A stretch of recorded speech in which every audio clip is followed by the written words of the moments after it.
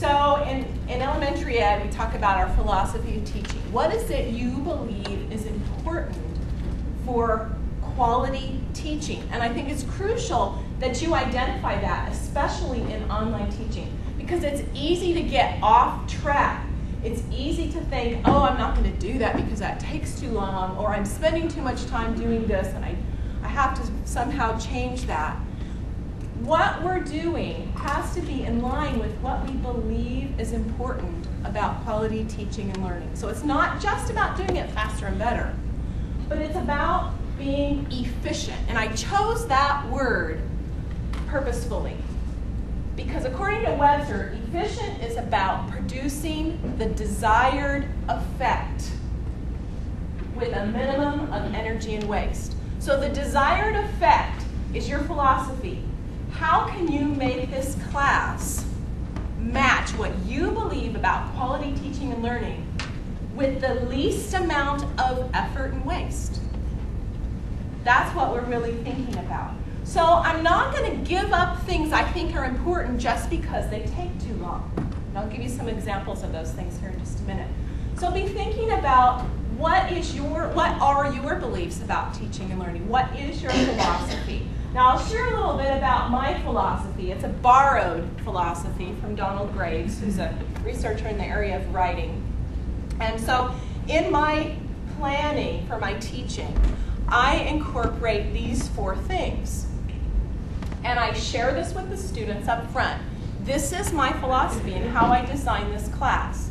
And so in all of my face-to-face and online classes, I follow this philosophy. And the philosophy says that there are really 4 important components when you're learning something. One is the element of time. And so in my class, there are decisions I've made about time for students that also help me to be more efficient. For instance, I give my students a homework pass. You have a free week to get an assignment in late. No questions asked. You can use it for any reason, any time. You just have to tell me. What that does, as far as being efficient, is no longer do I have to get emails that say all of these dreadful things that are happening in this person's life, and this is why they don't have their assignment done, and then I'm having to communicate back and forth with them, and I don't have that. You don't have to tell me why you want to use a homework pass. Use it for whatever you want. You have a hangout, use a homework pass. I don't care. But that saves me time of having to deal with the reasons why an assignment isn't done. I also truly believe in the element of choice for all learners. I think we become much more engaged when we have a choice about what we're doing. But I become much more engaged as a teacher when my students have a choice. It's dreadful to read 20 responses to the same chapter. It just gets, and after you've taught the class several times, it's like, oh my gosh, I gotta read these again. I don't like that. And it's not efficient because it drains my energy as the teacher. So I give choices about how they respond to chapters. And what that does is changes things up just a little bit. So they have that feeling of getting to choose what fits their style. And I have the feeling of every time I open that assignment, I don't know what it's going to be like. It's going to be a little bit different, and that's good because that engages me more. Also, I set my class up so that everything is on there the first day. Now, not everybody likes to do that, and that's not required to be efficient or anything. It's just something that I like to do.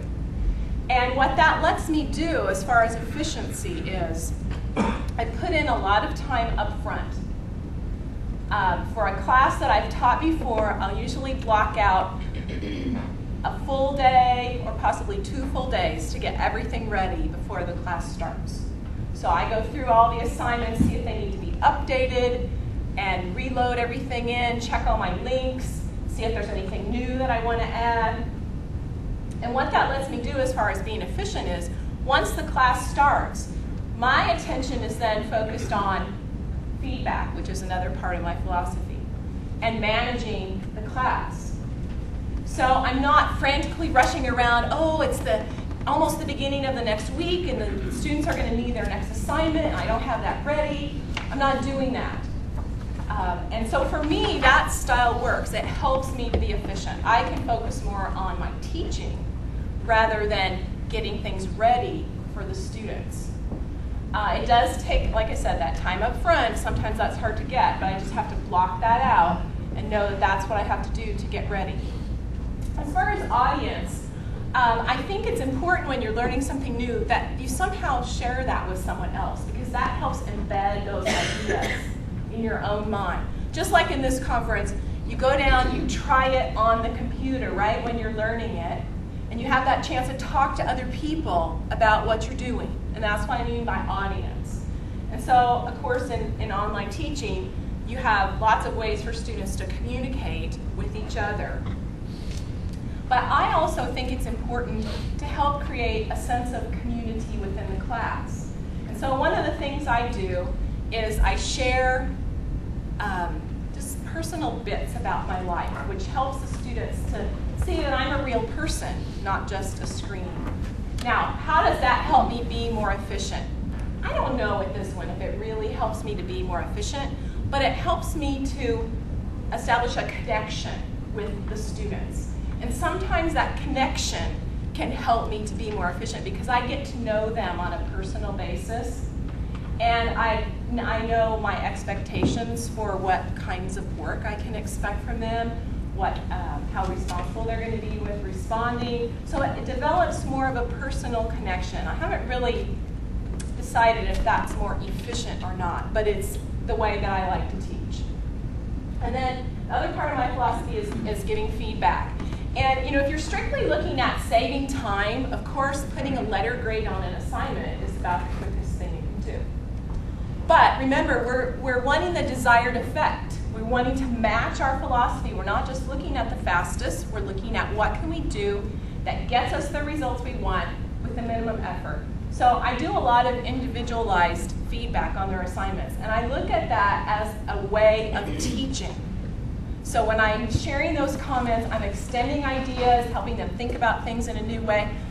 That takes time. There is no way, I have not found a fast way to give individual feedback. It just takes time.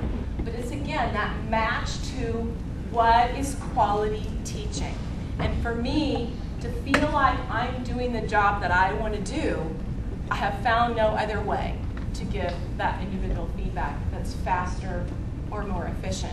Now, I have found little tricks that can help a little bit with saving time in that I give the feedback right on the assignment. So like I open up their assignment in Word, save it on my computer, type in the feedback, highlight it. Some people use the comments feature. There's lots of different ways to do that. And then I just load it back up and send it back to them. That's the fastest thing that I've found. Maybe some of you will have some tips today that's faster, because I sure like to find them, because that is a tremendous time load. But it also really is part of the content of what you're teaching. I had a colleague ask me the other day, well, what's really the content in an online class? So I could just put the assignments up and have the students do them. And I had a hard time answering that question. I think the content really comes out in your individual comments to the students. When you extend ideas, when you challenge them to think in a new way, that's part of the content.